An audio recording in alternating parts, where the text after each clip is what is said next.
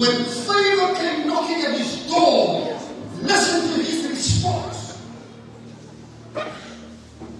2 Samuel 9 says, and he, which is now Mephibosheth, he said, what is your servant that you should look upon a dead dog such as I? Not the response.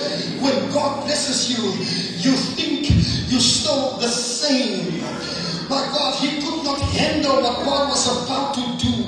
He never understood that his father paid some immense price. And now he's sitting at the receiving end of a blessing that's going to shift him. My God, from a place of rejection to a place of acceptation, to the place where God is going to promote him and pick him up.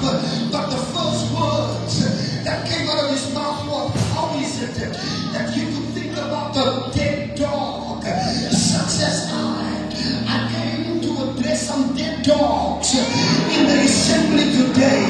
I came to let the dead dogs know, don't you speak another word. Don't you confess another confession. Change your thinking. Change your perception. Change the way you see yourself. You better know this, that God says, I'm about to shift you. I'm about to take you places. I'm about to promote you.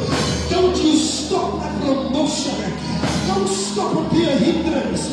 Don't you be the stumbling block. And you stop me and hinder me from blessing you. Come on, look at somebody and say, "Dit is van jou nie. Dit is van jou nie.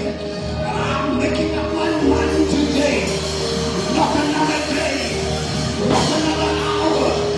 Not another month. Not another year. I'm going to make what has my name on. It has my name on for long.